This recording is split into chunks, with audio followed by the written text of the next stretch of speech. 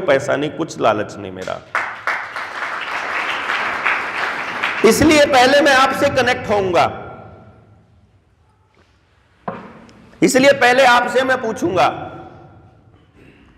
आपको मेरे कुछ सवालों के जवाब बिल्कुल ईमानदारी से देने हैं। दुनिया कैसे सोचती है इसके हिसाब से नहीं देने हैं, आप कैसे सोचते हो उसके हिसाब से देने हैं। आप जवाब देना चाहेंगे तो आपने हैंड रेज करना है, आप जवाब नहीं देना चाहेंगे तो मैं इशारा करके बोलूंगा फिर भी देना है। चाहे जवाब जो मर्जी दीजिए, 3-4 लोगों से पूछूंगा ताकि पूरी की पूरी सभा का नेतृत्व पता लग सके कि अलग अलग सोचते हैं कि एक जैसा सोचते हैं बस, और क्या सोचते हैं वो। इनके जवाब मेरे पास है पहले से, ऐसा नहीं है कि मेरे पास नहीं है। थोड़ी आवाज बढ़ानी पड़ेगी आपको। इसके जवाब हैं मेरे पास, लेकिन मैं आपसे जानना चाहूंगा। पहला सवाल, आप बच्चे आपने अगर पैदा किए तो क्यों पैदा किए थे? मतलब पैदा करने से पहले आपके दिमाग में बच्चे पैदा करने को लेकर के क्या क्वेश्चन था या क्या विचार था कि मैंने अगर बच्चे पैदा करने हैं तो कितने पैदा करने हैं और क्यों पैदा करने हैं? Anybody wants to answer? मेरे साथ ही आया तो you are not eligible for this question. हाँ जी, जी बताइए, बैठे बैठे बताइए, कोई खड़ा नहीं होना, बस बता दीजिए बस जोर से। एक समाज में अपनी इमेज छाप छोड़ने के लिए और एक समाज की जरूरत के लिए, क्योंकि बच्चे नहीं होंगे तो समाज क्या सोचेगा? एग्जैक्टली, बच्चे नहीं होंगे तो समाज क्या सोचेगा? समाज में इमेज छोड़ने के लिए और समाज के लिए, ये इनका जवाब था। Anybody else? कोई और जवाब देना चाहेंगे? सबसे ज्यादा जो समाज में नहीं, अपने बताना, सिर्फ अपना बुरा साहब, वंश वृद्धि। ठीक, हाँ वो इतने में जब बताया जाए। जी ताई, हमारा नाम रोशन करेगा, बहुत बढ़िया जी। जो सच है जी, क्योंकि एक इंसान सारी उम्र कमा नहीं सकता, कुछ समय के बाद उसको भी खाने के लिए चाहिए, तो हमेशा एक किस्म का बिजनेस भी होता है। हर पेरेंट्स अपने बच्चों से यही चाहता है कि कुछ बड़ा होने के बाद तो उसके खाने के लिए वो कुछ मेरे बुढ़ापे का सहारा बने, जब मैं काम करने लायक ना रहूं तब वो मेरा सहारा बने। हाँ कोई बात नहीं, वो देखिए उसमें कोई बुराई नहीं होती है। मैं आपको एक चीज बताता हूं, कोई भी सवाल आपका गलत या सही नहीं है। मैं केवल क्या करने आया हूं, आज आपके बीच में क्या करने आया हूं, मैं आपको गलत या सही साबित करने नहीं आया, या मैं अपने आप को सही साबित करने नहीं आया। मैं केवल तस्वीर का एक पहलू, एक बार आप बिना साउंड के बोल के देखो भाई, ज्यादा ये गले की बैंड बजी हुई है, हाँ ज्यादा लोग पीछे तक है। वैसे मेरी आवाज बिना माइक के ज्यादा साफ आती है। तो मैं आपको बताऊं कि मेरा मकसद आपकी बात को गलत साबित करना नहीं है।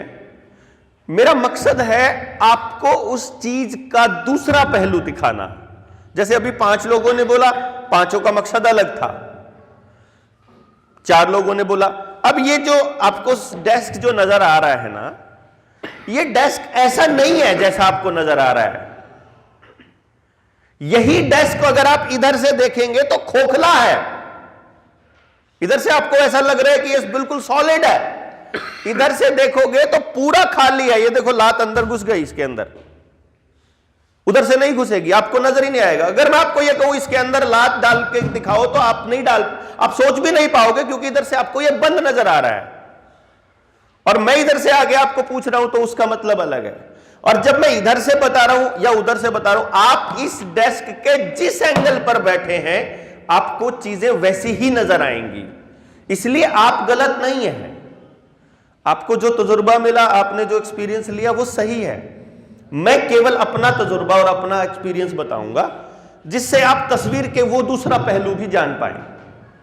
और मैं बताने लायक केवल इसलिए हूं क्योंकि जो मैं आपको बता रहा हूं, एक तो मैंने वो जिंदगी जी है, और ना केवल अपनी जिंदगी जी है, मैंने 18,000 बच्चों के साथ मैंने और मेरी टीम ने मिलकर के बात करी है, उनके व्यूज लिए हैं, उनके मां बाप के व्यूज लिए हैं। जो बच्चे हमारे पास आए उनको हमने उनके मां बाप को सलाह दी है, सलाह के 10 साल बाद उनकी जिंदगी कितनी शानदार खिली उसका हमने नतीजा निकाला है, कितने फर्क पड़े उसका नतीजा निकाल करके आज 20 साल की तपस्या के बाद आपके बीच खड़ा हूं, सब कुछ छोड़ करके। इसलिए मैं थोड़ा सा ये मानता हूं कि मेरा तजुर्बा आपसे थोड़ा ज्यादा हो सकता है, क्योंकि मैंने बहुत से बच्चों के साथ, आपने तो अपने ही बच्चों से तजुर्बा लिया, आपने तो अपने ही पड़ोस से लिया, अपने रिश्तेदारों से लिया, मैंने तो पूरे भारत नहीं, मेरे पास तो अमेरिका, ऑस्ट्रेलिया, इंग्लैंड से भी लोग आते हैं, तो मेरे पास पूरे वर्ल्ड का एक्सपीरियंस ले लिया मैंने, वो मैं ये मानता हूं। हो सकता है वो गलत हो, ऐसा नहीं कह रहा हूं कि मैं बिल्कुल परफेक्ट सही हूं, बट मुद्दा यह है कि मैं आपको केवल दूसरा पहलू दिखाने के लिए यहां पर खड़ा हूं कि भाई आप एक बार इस नजर से भी देख करके देखो। दूसरा, कोई ऐसा मां बाप है जिसके बच्चे 3 साल से छोटे हैं, यहां कोई ऐसा पेरेंट है? 1 2, कोई और? अगर मैं आपको अपने बच्चों की, 3 साल से छोटा बच्चा है, जो 3 साल से छोटा बच्चा है, उस बच्चे के बारे में अगर मैं आपको 10 उसकी गलत बातें लिखने को बोलूं तो लिख दोगे कि ये इतना गलत बच्चा है, इतना खराब बच्चा है? 10 बातें लिख दो, बस इतना ही बता दीजिए हाँ या ना।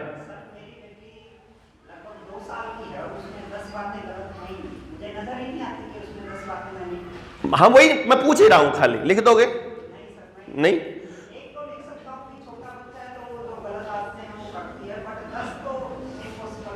ठीक है। कोई 4 साल के बच्चे का मां बाप लिख सकता है? कोई है ऐसा? कोई 5 साल वाले का लिख सकता है? कोई ऐसा है जिसका बच्चा 15 साल का हो, 15 साल या उससे बड़ा हो? आप लिख सकते हो? हाँ लिख सकते हैं, आप लिख सकते हैं। कोई लिख सकता है, कोई नहीं लिख सकता है। मेरे बात का मतलब क्या था कि 3 साल से कम उम्र के बच्चों के बारे में आप नहीं लिख पा रहे, 4 साल से कम उम्र के बच्चों के बारे में भी नहीं लिख पा रहे, और जिसका 5 साल का बच्चा है, 6 साल का बच्चा है, उसके बारे में भी नहीं लिख पा रहे। लेकिन 15 से ऊपर होने वाले के बारे में 10 नहीं 50 लिखवा सकता हूं मैं ये बता रहा हूं जिसको आप गलत मानते हैं। और जिसके बारे में आज एक बाप कह रहा है कि मैं लिख सकता हूं 10 15 साल के बच्चे के बारे में, उससे अगर ये पूछा होता आज से 12 साल पहले कि तुम्हारा बच्चा 3 साल का है, तुम लिख करके दिखाओ, उसके पास नहीं थी उस वक्त कोई 10 गलत बातें। फिर मैं आपसे यह पूछता हूं कि वो जो 10 बातें आप लिख सकते हो वो गलत, उसके वो या तो बोलने में है या वो उसके व्यवहार करने में है। वो 10 बातें जो वो करने लगा वो उसने सीखी कहां से? ऑब्वियसली वो सीख कर पैदा नहीं हुआ, तो उसने फिर यहां से सीखी। कोई कहेगा मेरा बच्चा टीवी ने बिगाड़ा, तो टीवी आपने ला कर दिया। कोई कहेगा पड़ोस ने बिगाड़ा, तो पड़ोस आपने उसको दिया। कोई कहेगा मोबाइल ने बिगाड़ा, तो मोबाइल आपने दिया। कोई कहेगा स्कूल ने बिगाड़ा, कोई कहेगा फिल्मों ने बिगाड़ा, कोई कहेगा किसी चीज ने बिगाड़ा, कोई नशे ने बिगाड़ा, कोई किसी ने बिगाड़ा। पर आपको जान करके हैरानी भी होगी और आपको मालूम भी है कि वो जो कुछ भी उसने, जिस भी चीज ने उसको बिगाड़ा, वो आपने दिया उसको। सीधी सी बात ये है, वो लेकर के नहीं आया था, लेकिन कसूर सारा उसी का है कि वही गलत है, वही गलत है। ये नॉर्मली मैंने देखा, बहुत बातें होती हैं। पिछले, अगर मैं अपनी होश संभालने की बात कहूं, आदमी 7वीं 8वीं के बाद की कुछ बातें याद रखना शुरू कर देता है, मतलब लगभग। तो अगर मैं कहूं कि पिछले 30-35 साल की अगर बातें मुझे याद हैं, आज तक किसी मंच से मैंने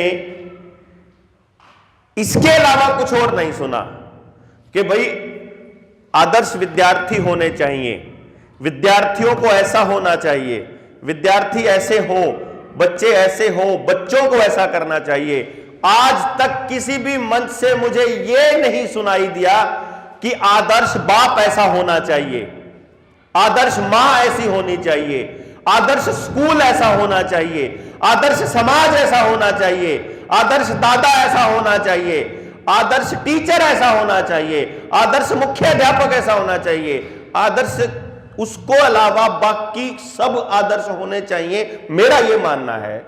लेकिन मैंने आज तक कभी समाज में यह चर्चा नहीं देखी, मेरे ख्याल से आपने भी नहीं देखी होगी। फिर हमें सुनाई देता है वहां पर सरकार ने मछली पालन केंद्र खोला है, वहां किसानों को ट्रेनिंग दी जाएगी मछली कैसे पालनी है, वहां एनडीआरआई खोली है, वहां गाय, बकरी, घोड़ा, बैल कैसे पाले जाते हैं वो ट्रेनिंग दी जाएगी, वहां कुत्ते पालने की ट्रेनिंग दी जाएगी, वहां सूअर पालने की ट्रेनिंग दी जाएगी।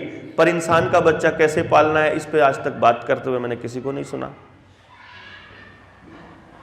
मतलब सूअर पालने से भी गए गुजरे हैं हमारे बच्चे, अगर मैं सही कहूं तो, क्योंकि समाज में बच्चे पालने पर कोई बात नहीं होती,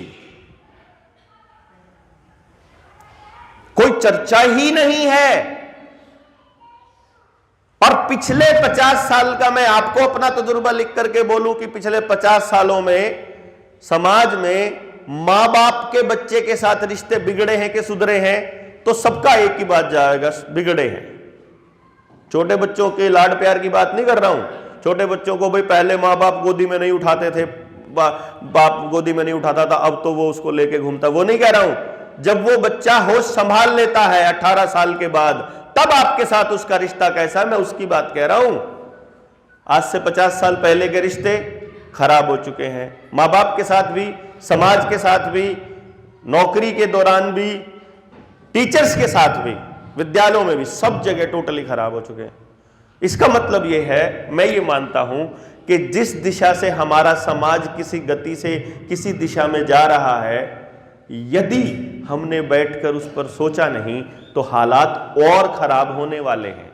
क्योंकि अगर खराब हो रहा है तो और खराब होगा, और अगर अच्छा हो रहा है तो और अच्छा होगा। तो मुझे लगता है कि हालात रोज बिगड़ रहे हैं, तो अभी हालात और बिगड़ने वाले हैं।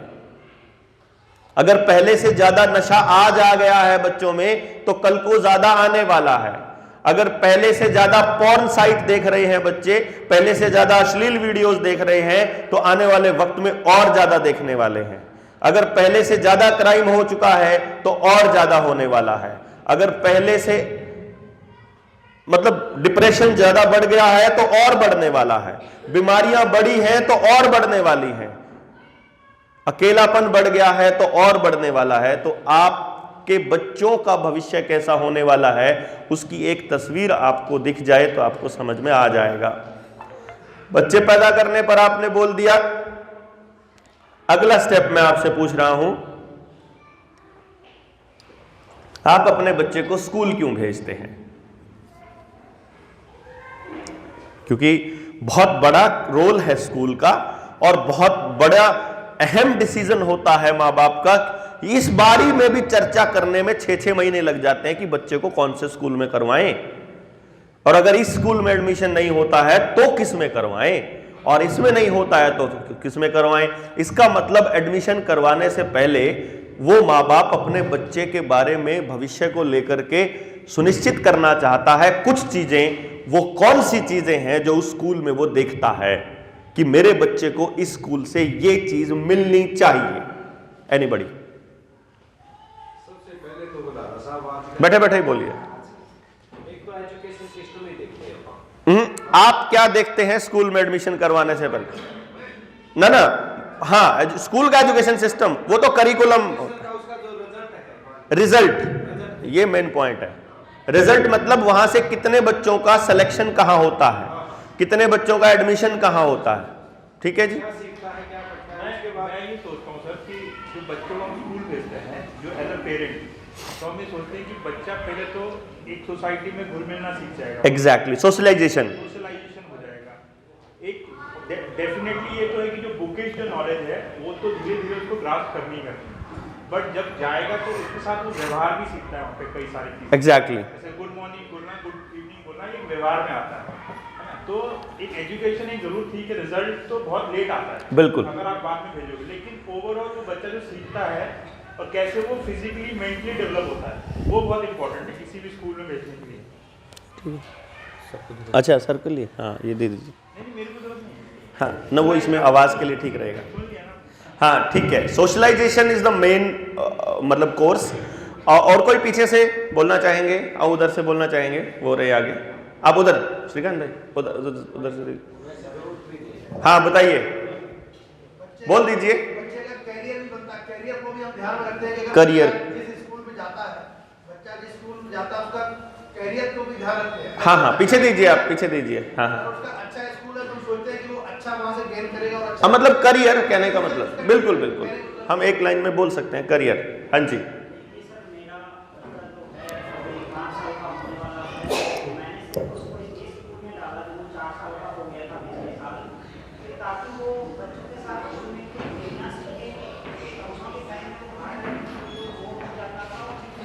हाँ मतलब सोशलाइजेशन सीखे, वो थोड़ा खेल ले, टाइम पास हो। जो एक जना बोल चुका है वही आपका है तो समझो वो बोल दिया उन्होंने, कोई और अलग बोलना चाहता है उनसे अलग। जी बताइए जोर से।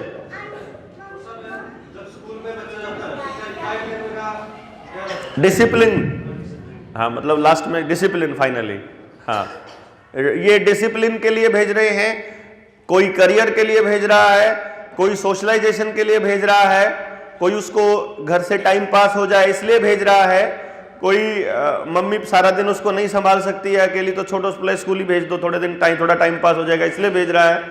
अल्टीमेटली वो अपने बच्चे को स्कूल में भेज रहे हैं कि वो वहां से कुछ सीखे, समाज में जब वो वहां से लौट करके आए वहां तो समाज में कुछ काम करे और उसके बाद जीवन में वो अपने लायक कुछ कर पाए।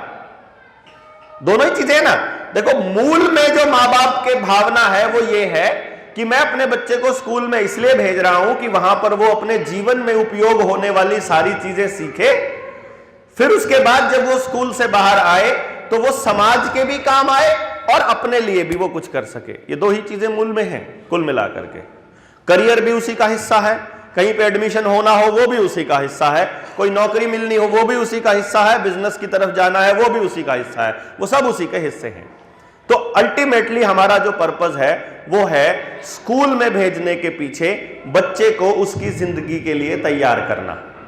एक लाइन में ऐसा बोल सकते हैं, जब आप अपने बच्चे को स्कूल में भेज देते हैं, क्या आज के वक्त में आपको कोई ऐसा स्कूल नजर आता है जहां आप अपने बच्चे को भेज दें और आप निश्चिंत हो जाएं कि अब मेरा बच्चा समाज के लिए और अपने लिए पूरी तरह से तैयार हो जाएगा? नहीं। उसके बाद फिर सारे प्रयास आप ही को करने पड़ते हैं, उसके ट्यूशंस का जुगाड़ भी आपको करना पड़ता है, उसके एडमिशंस का जुगाड़ भी आपको करना पड़ता है, फिर उसकी नौकरी के लिए भी सारे प्रयास आप ही को करने पड़ते हैं। तो इसका मतलब स्कूल में जिस पर्पज के लिए भेजा था वो तो किसी का भी हल नहीं हो रहा। नहीं। और अब प्रतिशत का बता देता हूं कितने प्रतिशत का होता है, थोड़ा सा आपको आइडिया हो जाएगा कि आप अपने बच्चे को किस दिशा में लेकर के जा रहे हैं। तो आपको अपने काम के ऊपर गर्व होगा कि आप अपने बच्चे के लिए जो प्रयास कर रहे हैं वो कितने सही हैं और कितने बढ़िया हैं। हमने जब अपने बच्चे के लिए स्कूल ढूंढा तो पहला प्रयास यह था कि 12वीं जब पार करके जाएगा, 12वीं पास जब करेगा, तो 12वीं पास करने के बाद उस बच्चे को हमने किसी अच्छे कॉलेज में एडमिशन दिलाना है। कॉलेज भी मेडिकल कॉलेज हो गया, एमबीबीएस में हो गया या इंजीनियरिंग कॉलेज हो गया, और अगर उनमें नहीं होता है तो फिर दूसरे कॉलेजेस हो गए, साइंस के, कॉमर्स के और ह्यूमैनिटीज के। यही होता है जी, क्यों जी? और उसके बाद जब वो उस कॉलेज से बाहर आ जाता है तो फिर हमारे जो अगला जो टारगेट होता है वो होता है जॉब, कि वो कौन सी जॉब करेगा, सरकारी करे या प्राइवेट करे। क्या आपको ये मालूम है कि भारत में आज तक के इतिहास में उसकी जनसंख्या के अनुपात में कितने प्रतिशत नौकरियों के लिए, पोस्ट के लिए नौकरियां ओपन होती हैं? कुछ अंदाजा है जी? हार्डली 2-3%। हम हाल ही के पिछले 8-7 सालों का एक लेखा जोखा देख लेते हैं, उससे आपको थोड़ा आइडिया हो जाएगा। सबसे बड़ी नौकरी से लेकर के सबसे कम तनख्वाह वाली या सबसे कम जो रिस्पेक्ट देते हैं लोगों को, उस पर देख लेते हैं। यानी हम एक यूपीएससी के टॉप एग्जाम से लेकर के और अपने एक चपड़ासी के एग्जाम तक देख लेते हैं एक बारी, ताकि आपको थोड़ा क्लैरिटी हो जाए। यूपीएससी में मैक्सिमम पोस्ट लगभग 1000 के करीब निकलती हैं। लगभग यही होता है सर, 1000, मतलब उसमें 700 भी होती हैं, कभी 400, कभी 800। और यूपीएससी में फॉर्म भरने वाले बच्चों की संख्या कभी 13 लाख होती है, कभी 15 लाख होती है। यह भी मालूम होगा सबको? हाँ जी, क्लियर है?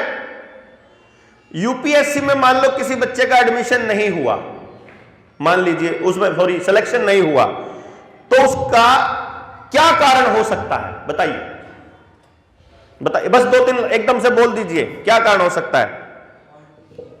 कंपटीशन, दूसरा कम पढ़ाई करी, नॉलेज कम हुआ, कोचिंग नहीं ले पाया, ऐसा कुछ कारण हो सकता है ना? प्लानिंग के साथ नहीं तैयारी की, अपने आप को इसमें फोकस नहीं कर पाया, कंसंट्रेट नहीं कर पाया जिस सब्जेक्ट में, कंसंट्रेट नहीं कर पाया। थोड़ा तेज गरम लेना। हाँ जी, जो नहीं हो पाया उनके बारे में बात कर रहे हैं, जिनके ने स्ट्रेटजी से स्टडी नहीं की, और बहुत सारे कारण होंगे, है ना? जिनके सिलेक्शन नहीं हो पाएंगे उनके बहुत सारे कारण होंगे। लेकिन एक चीज जो परम सत्य है वो ये है कि 1000 से ज्यादा भर्ती नहीं हो सकते। जो सबसे बड़ा सत्य है वो है कि 1000 से ज्यादा नहीं हो सकते। आप 18 की जगह 20 घंटे पढ़ने लग जाइए, आप स्ट्रेटजी मास्टर हो, आप कितने ही पैसे वाले हो, आप कितने ही कोचिंग सेंटर से पास करके आए हो, आप सबके पूरे नंबर हो, तो भी सेलेक्ट 1000 ही होंगे। और ये 1000 कितने प्रतिशत है, थोड़ा अंदाजा लगा लेते हैं। मैं 15 लाख पे जाता ही नहीं, मैं 12-13 लाख पे जाता ही नहीं, मैं 10 लाख पे ही रह लेता हूं कि 1000 भर्तियों पे मैक्सिमम है ये 1000, वैसे तो 400, 500, 600 निकलती हैं। 1000 भर्तियों पे 10 लाख बच्चे अपीयर हुए। 1000 बटे 1 लाख गुणा में 100, प्रतिशत निकालने के लिए गुणा में 100 करा, तो ये बना लगभग 1 लाख बटे 10 लाख, तो ये बना 1 बटे 10, ये बना 0.1%। कितना बना? क्या 0.1% से ज्यादा बच्चों का सिलेक्शन हो सकता है? तो फेलियर रेट क्या होगा? फेलियर रेट क्या होगा? 99.9% ये होगा फेलियर रेट। और वो बच्चा जिसके मां बाप ने अपनी जमीन गिरवी रख के उसको कोचिंग में डाला हो, या जिसके मां बाप ने अपनी जिंदगी का मकसद ही उसका वो एडमिशन डाला हो, या जिसने अपनी लाइफ का ही मकसद वो बना रखा हो, उसके पूरे चांस है, 99.9% चांस है कि वो फेल होगा, पक्का फेल होगा। अब दूसरा लेते हैं अगली क्लास में एडमिशन को लेकर के। सीबीएसई और आईसीएसई दोनों बोर्ड के ही टोटल मिलाते हैं और हरियाणा बोर्ड को भी इंक्लूड कर लेते हैं, तो 25 लाख बच्चा हर साल 12वीं करता है। कितना? 25 लाख। मैं ये बाकी लोकल बोर्ड मैंने छोड़ दिए, थोड़े बहुत एडिशन करने का। 25 लाख से ही सिलेक्शन लेते हैं। और पूरे भारत में कॉलेज की जिसमें एमबीबीएस, इंजीनियरिंग, ह्यूमैनिटी, साइंस और कॉमर्स की कुल मिलाकर के टोटल सीट 4 लाख हैं इन 25 लाख के बराबर में। कितनी है? अब आपके बच्चे के नंबर 100 आए, 95 आए, 99 आए, वो 18 घंटे पढ़े, वो 7 घंटे पढ़े, वो 2 घंटे पढ़े, वो सरकारी स्कूल में पढ़े, वो प्राइवेट स्कूल में पढ़े, वो 5 लाख के स्कूल में पढ़े, वो 2 लाख के स्कूल में पढ़े, वो टॉप की कोचिंग सेंटर में पढ़े, वो हल्की कोचिंग सेंटर में पढ़े, क्या 4 लाख से ज्यादा बच्चों का एडमिशन हो सकता है? जब सीटी 4 लाख है, इसका मतलब क्या होगा कि 25 लाख का जो 4 लाख है वो लगभग 16% के करीब बनेगा। तो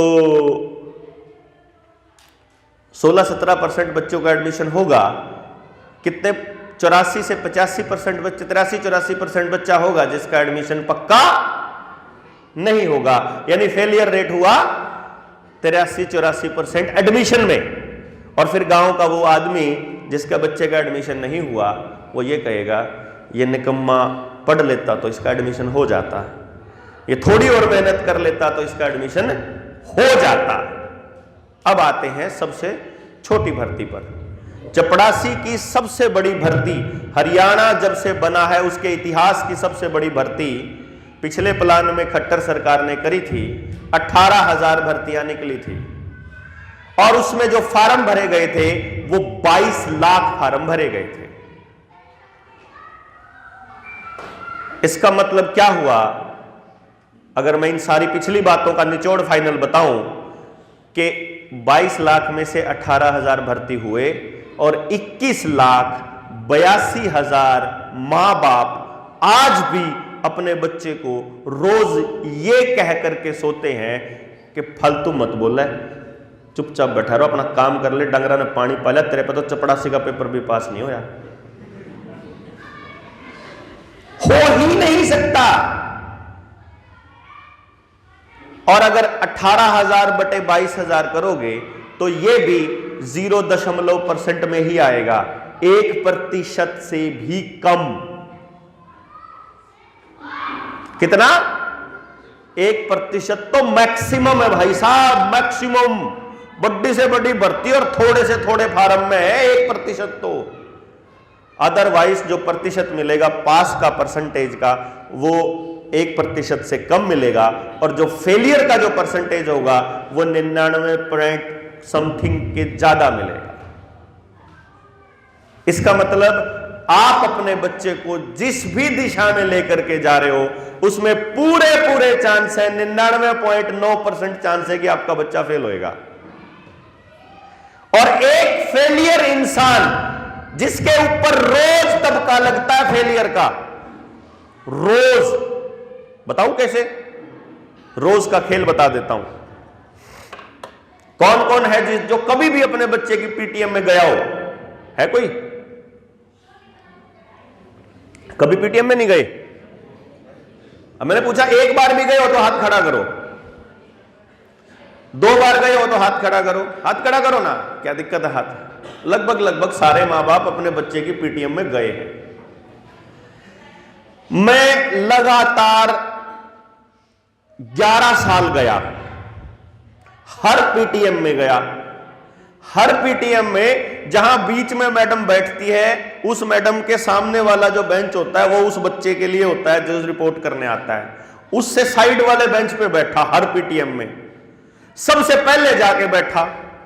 बच्चे को कह देता मैं बेटे को कि तू बाहर खेल ले और मैं अंदर मैडम से बात करता हूं। मैं जाके बैठ जाता और मैं जब बुलाऊंगा तभी आना, उससे पहले नहीं आना। मैं सबसे पहले बैठता और सबसे आखिर में बुलाता जब सबके हो जाते। मैं मैडम को बताऊं मैडम अभी खेल रहा है, बाहर बुला लूंगा। मैडम कहती आप आइए। मैं कहा ना जी अभी आप बाकियों का कीजिए, मैं बाद में। मेरा मकसद क्या होता? मैं उस मैडम को यह देखता कि ये इस मां बाप को क्या गोली देकर के भेजती है और ये मां बाप क्या सोच करके वहां आता है, क्योंकि आपका तो बच्चा एक ही है तो आपके पास तो टाइम नहीं है। आप तो भागे भागे जाते हो, मैडम से फटाफट साइन करते हो और वहां जो प्रोसेस होती है उसके बाद घर आ जाते हो।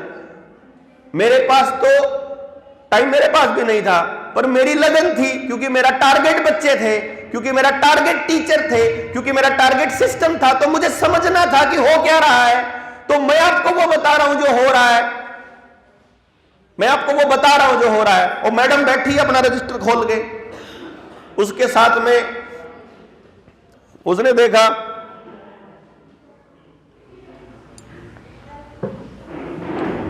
कुर्सी पे बैठी बैठी, हाँ कुशल बहुत बोलता है जी, चुप ही नहीं होता क्लास के अंदर, जबान लड़ाता है। अगर थोड़ा सा पढ़ाई पे ध्यान दे ले तो ये पता नहीं क्या कर दे। बहुत मतलब जितनी मेहनत इसको करनी चाहिए उतनी नहीं करता।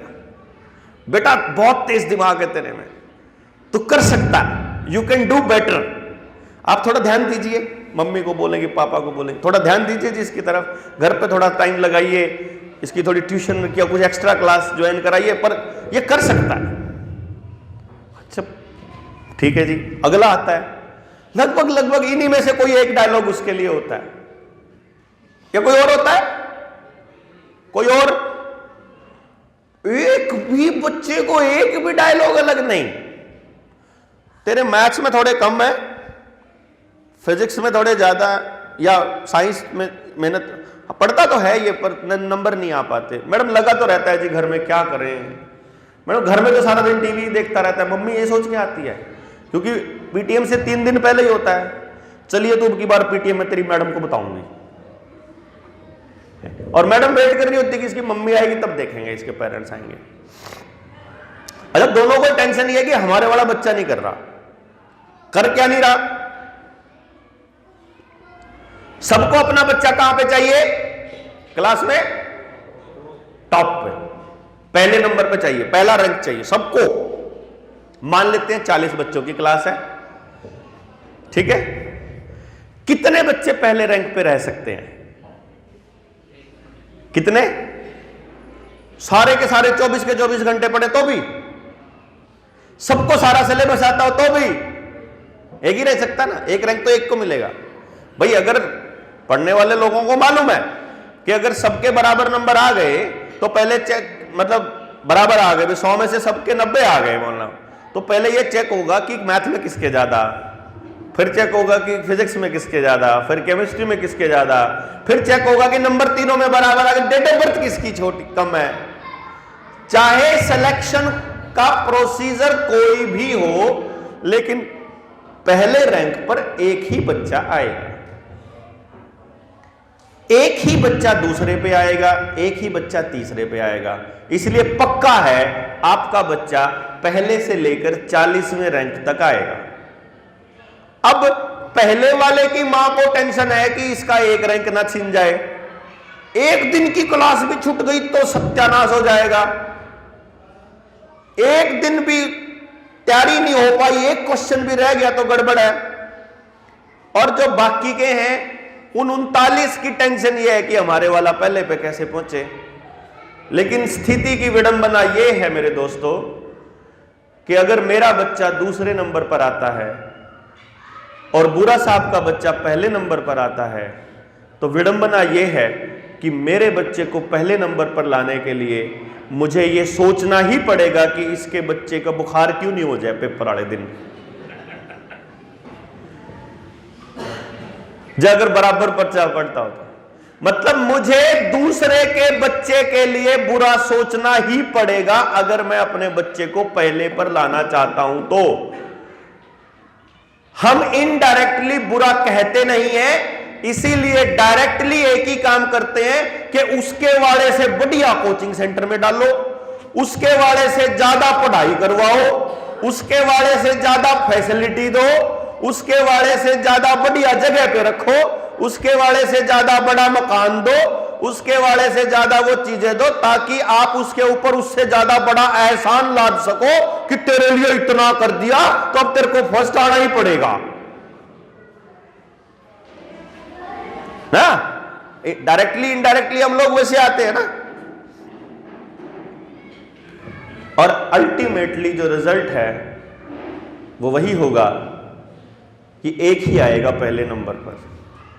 और इस चक्कर में मैंने अपनी आंखों के सामने पिछले 15 सालों में उन मां बाप को, जो मां बाप अपने बच्चे को परमात्मा की देन कहते थे, जो माँ बाप अपने बच्चे से दूर नहीं होना चाहते थे, जो उसको चूम चूम के थकते नहीं थे, जो उसकी मतलब बोलना भी नहीं आता तब भी कुछ भी बोला करते थे, वो माँ बाप जो उससे बात करने के लिए 2 मिनट में ये कहते थे कि बच्चे की शक्ल देख लेते हैं तो हमारा अंदर का हृदय प्रफुल्लित हो जाता है, हमारी दिन की टेंशन खत्म हो जाती है, वही माँ बाप अगले 15 सालों में उस छोरे की शक्ल देखते ही टेंशन से भर जाते हैं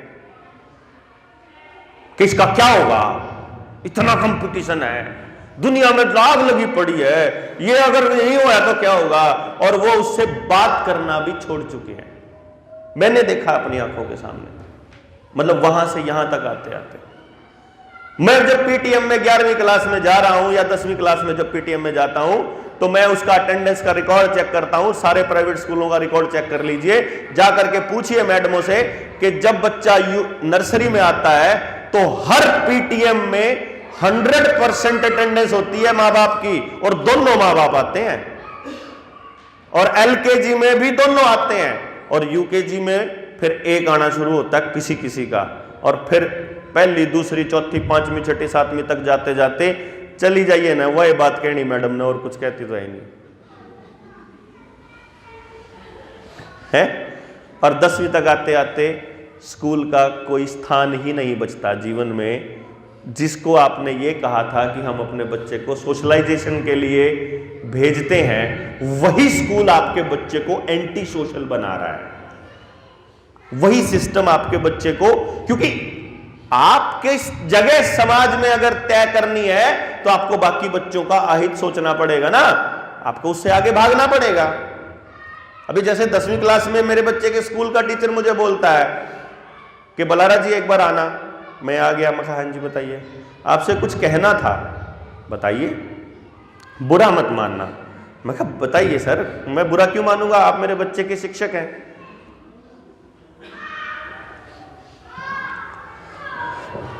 यशस्वी को बोल दो थोड़ा पढ़ लिया करेगा।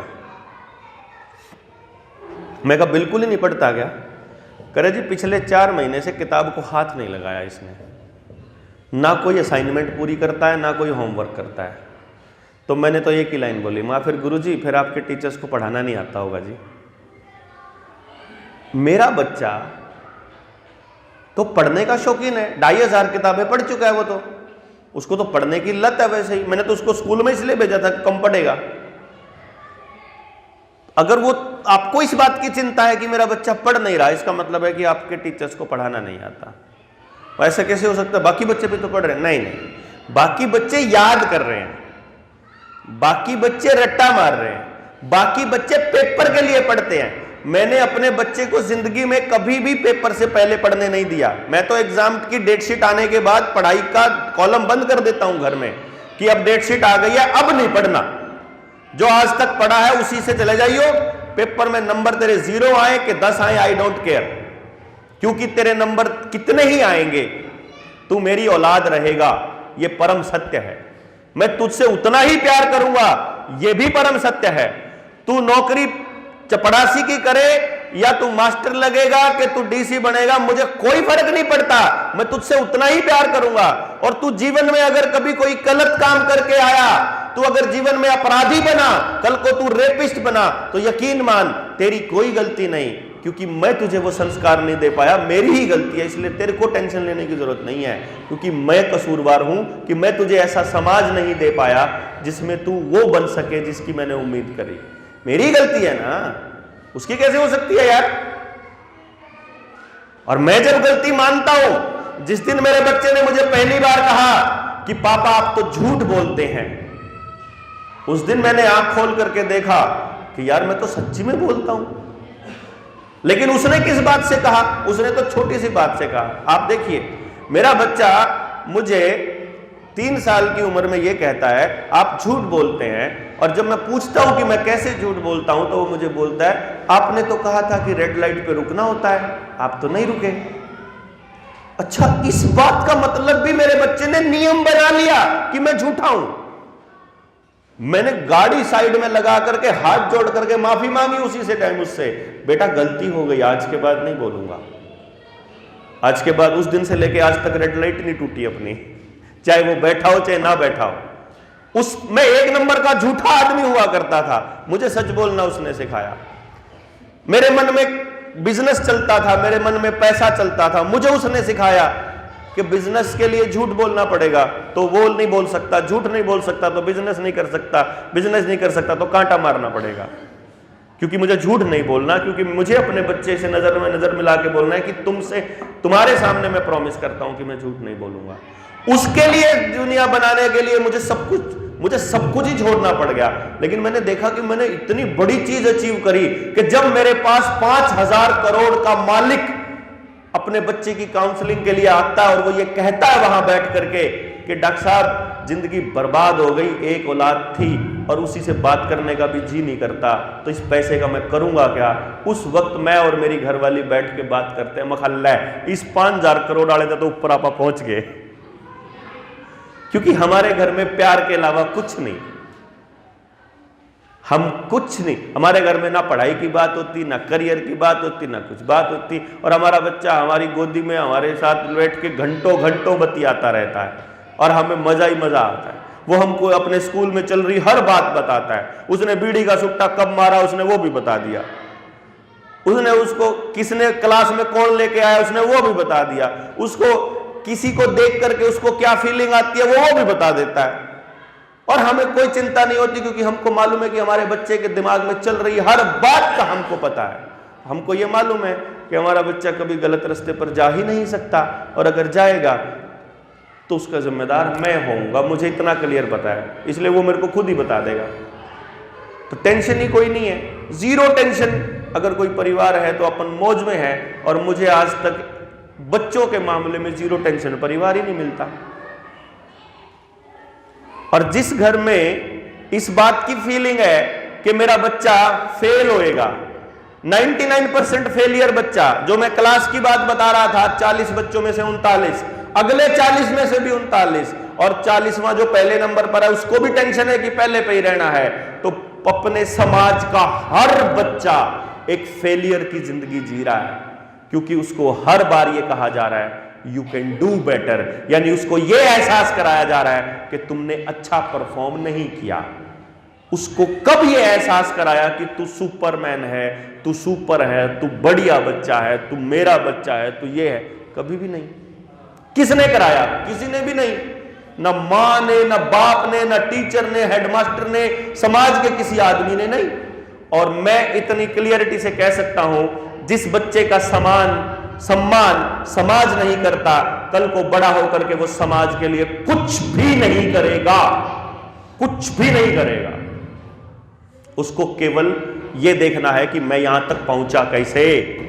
मैं यहां तक अगर पैसे के दम पर पहुंचा तो मुझे पैसा कमाना है, और पैसा कमाने के लिए किसी का गला काटना पड़े, किसी के गला काटने की सुपारी लेनी पड़े। ये जो डॉक्टर्स बैठे हैं अस्पतालों में, आपका छोटा सा भी टेस्ट होता है तो कमीशन होता है, 4 बट्टी भी लिखता है तो कमीशन होता है। वो समाज की सेवा नहीं कर सकता। मास्टर जी नौकरी करते हैं, प्राइवेट स्कूल में नौकरी कर रहे हैं, सरकारी की तनख्वाह बहुत है, उसको टेंशन नहीं है क्योंकि वहां पर पूछने वाले माँ बाप नहीं। प्राइवेट की टेंशन नहीं है क्योंकि उसको अपना कोचिंग सेंटर चलाना है।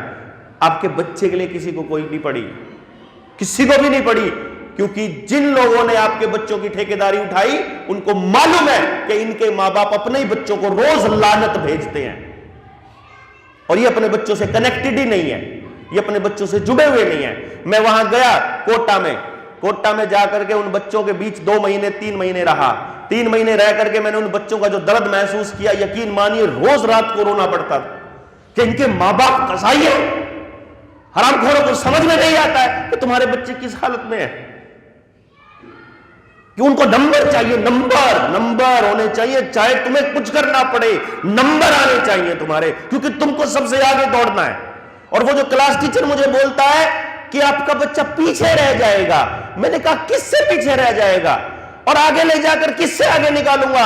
यहीं रहना है उसे।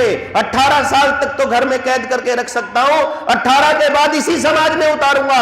और अगर तुम समाज बलात्कारियों का बनाओगे, अगर तुम समाज कंपटीशन वालों का और फेलियर का और नशेड़ियों का बनाओगे, तो यही उसी से वास्ता पड़ेगा उसका, और रोज यही रहना है उसको। तो आप अपने बच्चों की कब्र अपने हाथों से खोद रहे हो, यह समझना पड़ेगा। उसी मास्टर जी को समझा के आया, नहीं पढ़ाना मुझे अपना बच्चा तुम्हारे सिस्टम के अंदर, मैं इसको कब से कंपटीशन से बाहर कर चुका हूं, मुझे नहीं कमाई ऐसी करवानी। मैं तो इसको एक ही चीज सिखाई है कि बेटा सच बोल, सच के रास्ते पर रहना, 2 रोटी कम खा लेना, पर शांति से रहना, कभी मौज में रहना। और मैं देखता हूं ये रास्ता इतना गजब का, इसमें कंपटीशन ही नहीं है, सच वाला कोई कंपटीशन नहीं।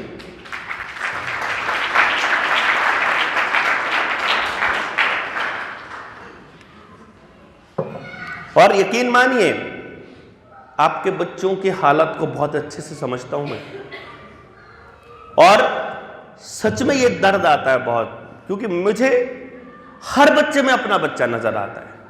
हर बच्चे, मैं सोच ही नहीं सकता कि मेरे बच्चे से ज्यादा इंपॉर्टेंट इसका इनका बच्चा ना ना, इसका इतना इंपॉर्टेंट है भाई। क्योंकि मुझे उस औरत को देख करके ना बड़ा दुख हुआ।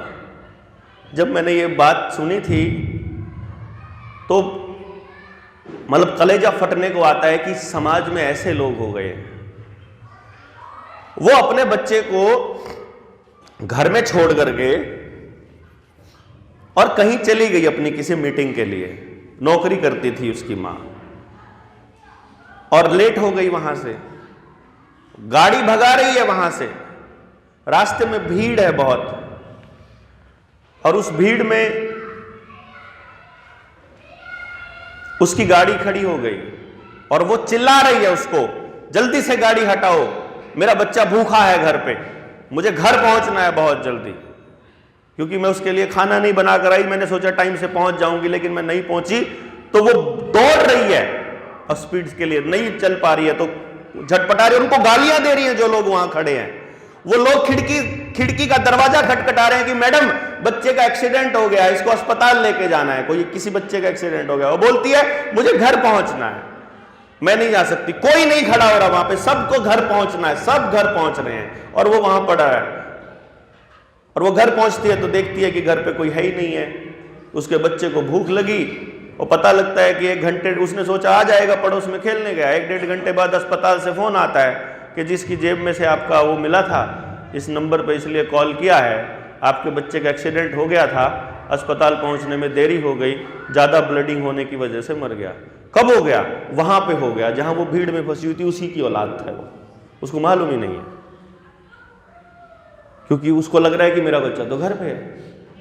मैं जब सोचता हूं कि मेरे पड़ोस में अगर नशेड़ी ही नशेड़ी बच्चे होंगे, मेरे पड़ोस में अगर नशा ही नशा होगा, आपके घर अभी नहीं आया होगा, लेकिन कितनी दूर है। आज से 5 साल पहले आपके पड़ोस में भी नहीं था वो, तब आपके गांव में भी नहीं था, तब वो दूसरे गांव में था, तब वो पंजाब में था, अब वो सिरसा में आया, फिर वो इधर को आया, अब वो आपके गांव, आपके पड़ोस में आ चुका है, अब वो आपके घर से ज्यादा दूर नहीं है। क्यों? क्योंकि जो नशे का कारोबार करते हैं उनको मालूम है कि इनके माँ बाप को पैसा चाहिए, इनके माँ बाप को नौकर बनाना है अपनी औलाद को, इनके माँ बाप को नौकरी चाहिए, इनको रेपुटेशन चाहिए, इनको समाज में खड़ा होकर के ये बताना है मैं कितना सक्सेसफुल बाप हूं कि मैंने अपने बच्चे को यहां एडमिशन करवा दिया। उसको यहां वो शेखी मारनी है, क्योंकि उनको और कुछ भी नहीं चाहिए। उनको घर में शांति नहीं चाहिए, उनको बच्चे से प्रेम नहीं चाहिए, उनको चीजें चाहिए, चीजें कि कितने प्लॉट बनाने हैं, कितनी घरें बनाने हैं, कितना वो बनाना है, उनको पता है। इसीलिए वो आपके बच्चों को उधर भगा देंगे। और फिर हमारे दिमाग में टेलीविजन के माध्यम से, मीडिया के माध्यम से ऐसी साइकोलॉजी बना देंगे कि पैसे के बिना कुछ नहीं होता,